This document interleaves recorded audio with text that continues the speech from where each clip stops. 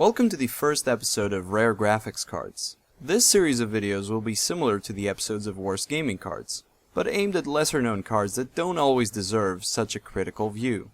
They might not be shining examples of successful high-end products, some of them being much slower than the competition, but all of them are lesser known and almost forgotten today. Many of them for good reasons, but some were just too different or expensive to be remembered by mainstream users. Today we're going to take a look at what is probably the smallest 3D accelerator card ever, which was sold in 1997 for only $99, despite its performance matching the Voodoo 1 more or less. It's such a strange beast that it doesn't even have any video output.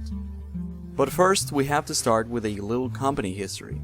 The card we'll be testing today has a chip called the NEC PCX2, although it was actually developed by the British company VideoLogic, based in Kings Langley. VideoLogic was founded in 1985, and it's still active thanks to their chip design licensing strategy, instead of manufacturing their own chips. The company was renamed in 1999 to Imagination Technologies, and their most famous video graphics design was the Cairo 2 made by ST Microelectronics. The Cairo 2 was competing with the GeForce 2 GTS despite lacking hardware TNL and only using SD-RAM memory. The subsequent Cairo 3 was eventually cancelled, and since then Imagination Technologies has aimed at designing graphics cores for CPUs in mobile phones. It also has two other divisions aimed at IP products and MIPS processors. The company initially envisioned designing 3D chips under the PowerVR moniker aimed at more complex boards used in powerful arcade machines, not unlike the ones Sega and Namco made use of. Their first video cards were the Midas 1 and Midas 2, but they never really saw a widespread release. A simplified version named Midas 3 was their first product aimed towards consumers and was sold as part of compact computers. But due to the card's successor, which was coming out soon, only a few hundred of them were produced in 1996, which makes them one of the rarest 3D graphics cards.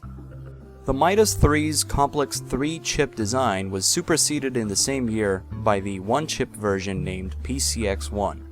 These cards were also sold separately by VideoLogic as Apocalypse 3D.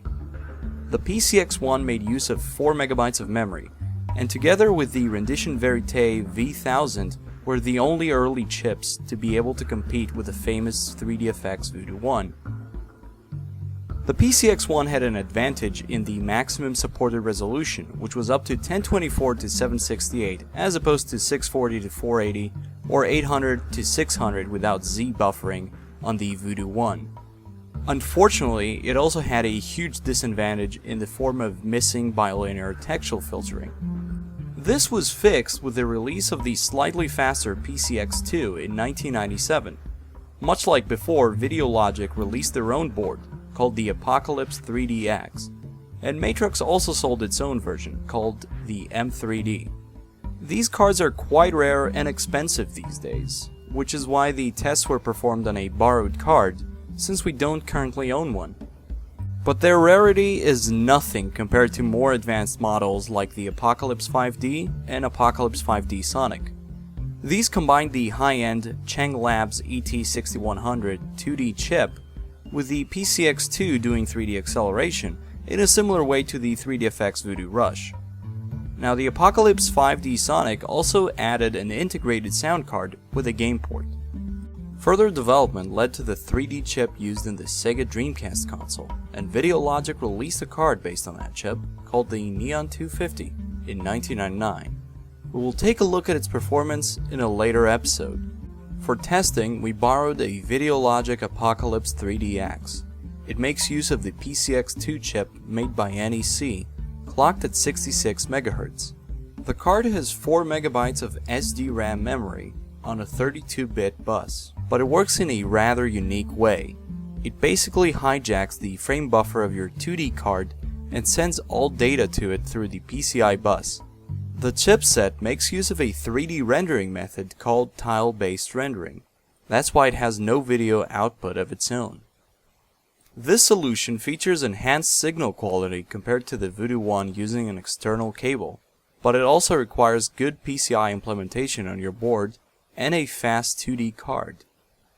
The PCX2 supports DirectX and its own API named PowerSGL, with more than 40 supported games. This makes it the most successful vendor-specific API, after the famous Glide. Price was initially set at $199, but during the Christmas season it was dropped to just $95 with some of the more value-oriented models.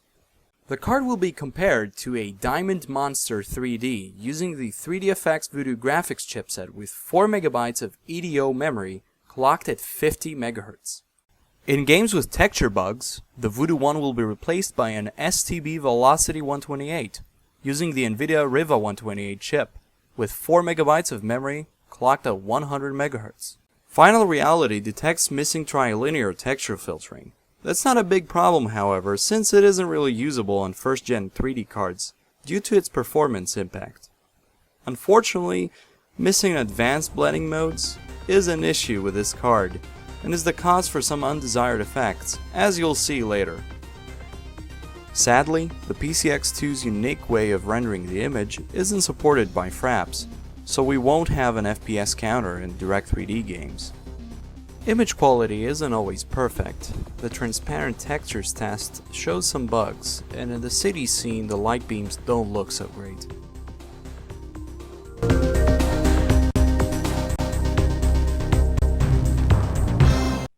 The frame rate in the robot scene is fine, but in the city scene it is often too slow.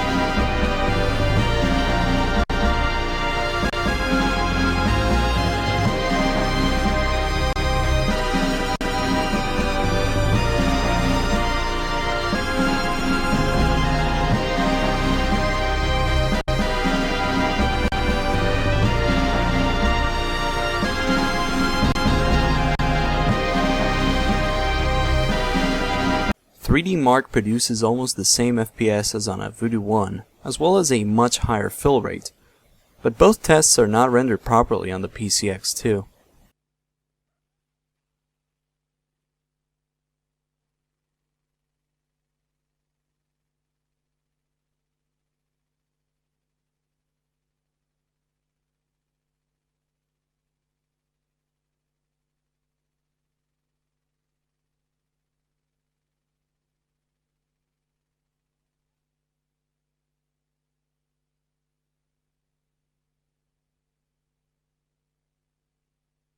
Tomb Raider 2 looks spot on, and it also runs perfectly.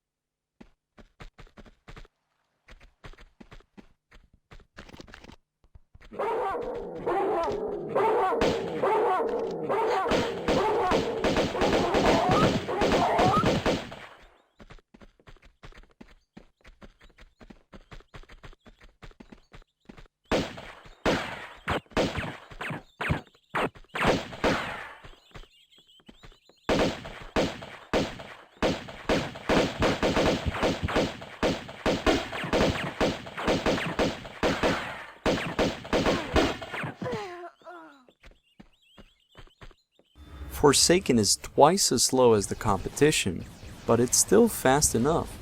Image quality suffers a little due to missing advanced blending modes, and as such all explosions and laser effects are surrounded by black borders.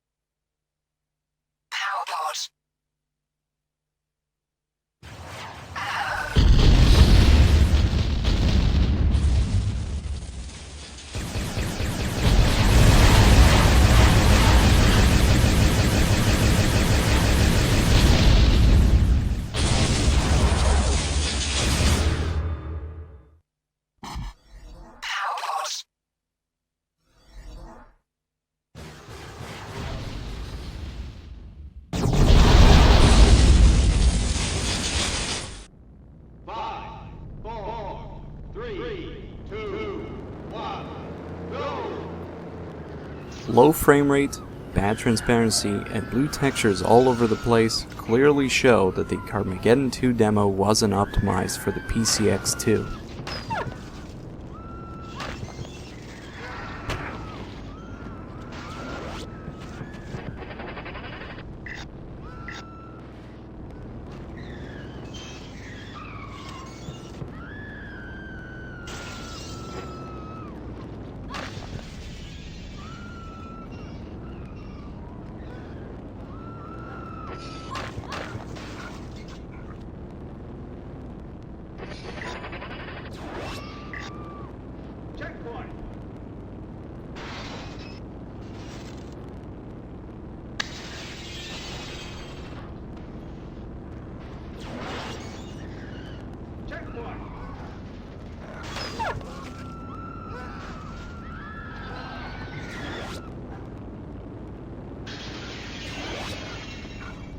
For GLQuake, a mini GL driver similar to the Voodoo 1 is provided, due to the lack of a full OpenGL ICD.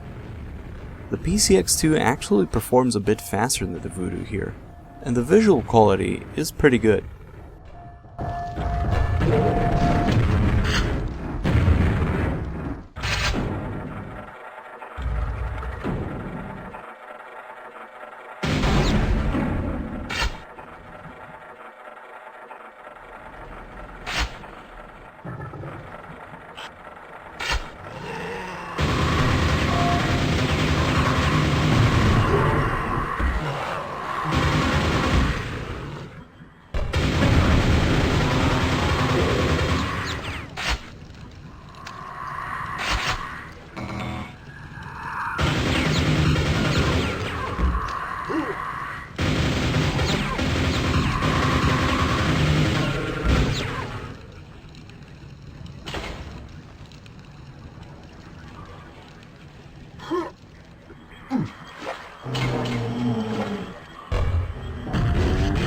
Turok looks good and is playable, but some scenes have big FPS drops.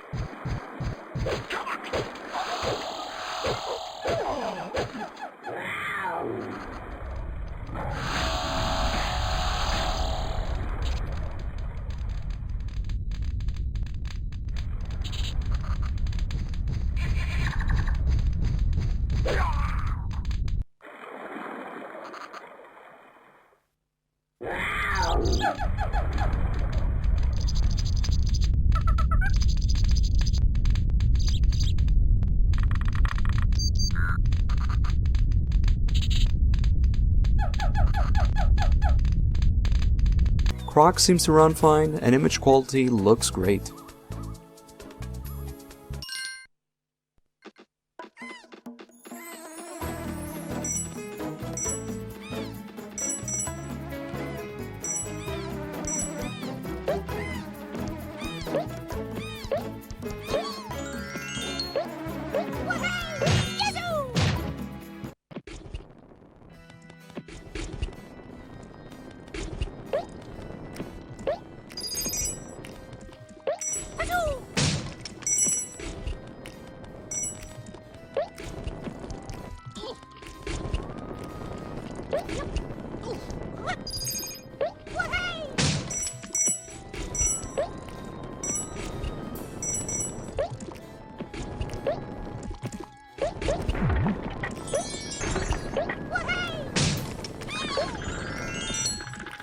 In incoming, the PCX2 offers similar performance to a Riva 128, but visual quality is much lower, thanks to unsupported advanced blending modes.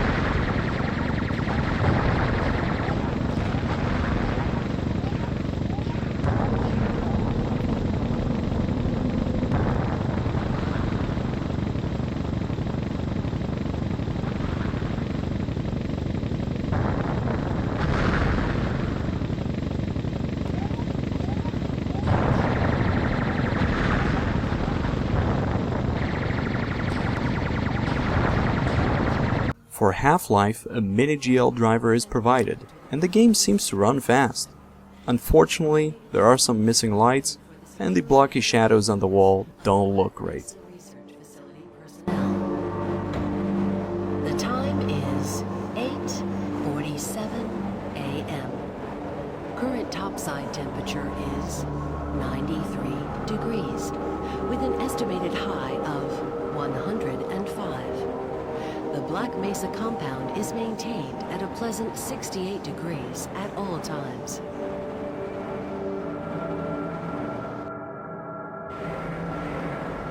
This train is inbound from level 3 dormitories to Sector C test labs and control facilities. If your intended destination is a high security area beyond Sector C, you will need to return to the central transit hub in Area 9 and board a high security train. If you have not yet submitted your identity to the retinal clearance system, you must report to Black Mesa personnel for processing before you will be permitted into the high security branch of the transit system.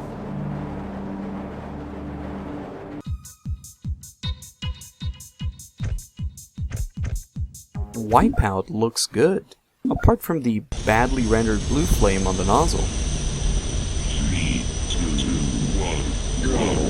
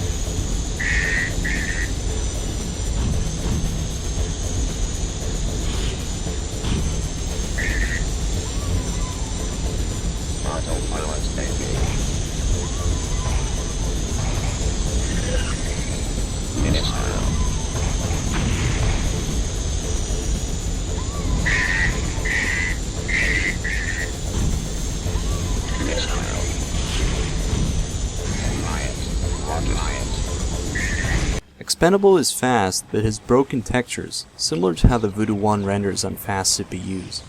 Combined with the broken transparency, it looks like a very psychedelic experience.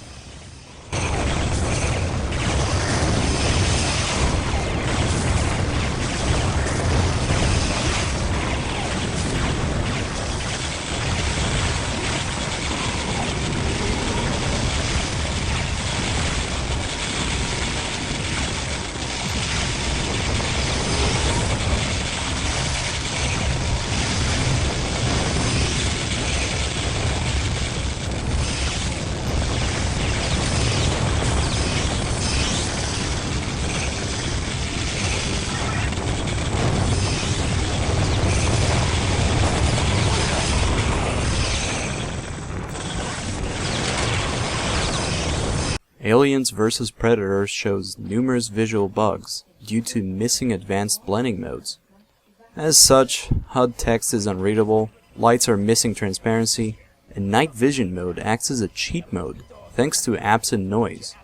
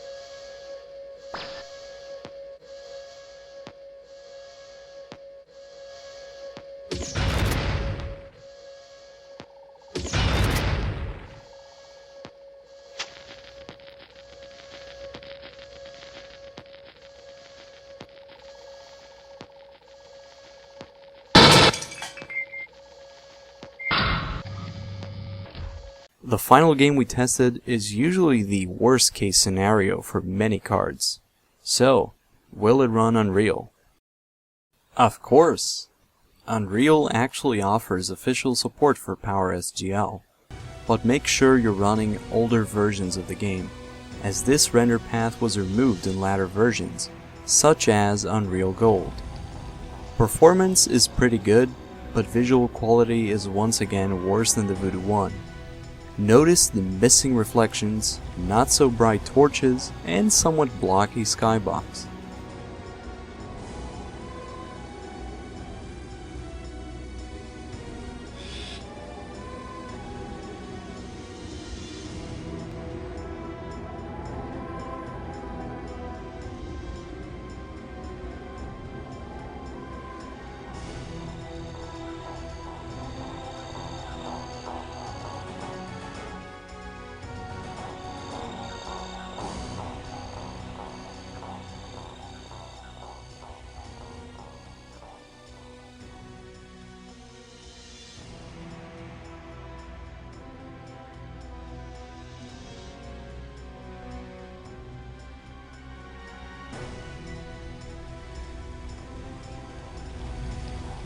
So what's the conclusion on the PCX2?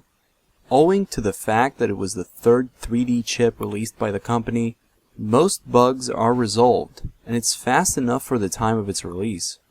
In PowerSGL optimized games, it might even be faster than the Voodoo 1. Most early 3D games are playable, and many of them have direct support for PowerSGL. Plus, the card can be used together with a Voodoo 1 or 2 for the ultimate retro gaming machine, thanks to its unique way of transferring the image output. As a testament to the strength of some of the PowerSGL native games, the PowerVR version of MechWarrior 2 is still regarded as the best 3D accelerated version, besting even the 3DFX version. It's also one of the reasons why the PCX2 has become highly sought after in recent years. The most troubling missing feature is the advanced blending modes. This might cause newer games to look completely wrong, but many of them will be too slow to play anyway. You also need a compatible graphics card, seeing as the card sometimes has trouble cooperating with NVIDIA cards. The PCX2 also lacks a full OpenGL ICD. However, mini-GL drivers work just fine for most games. Worst of all is the availability of PCX2 cards. Basic models sometimes show up on eBay, but are expensive and sell really fast. Apocalypse 5D and 5D Sonic models are always overpriced. Pricing alone makes these cards not a good choice for retro gaming.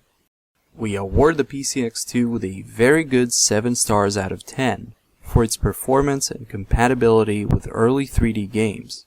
Sadly, it loses some points due to missing features that lead to less than ideal image quality and high prices.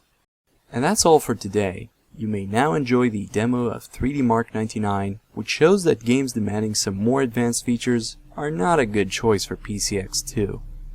In the small window on the right, you can see the Voodoo 1 running the same demo for comparison. Thanks for watching.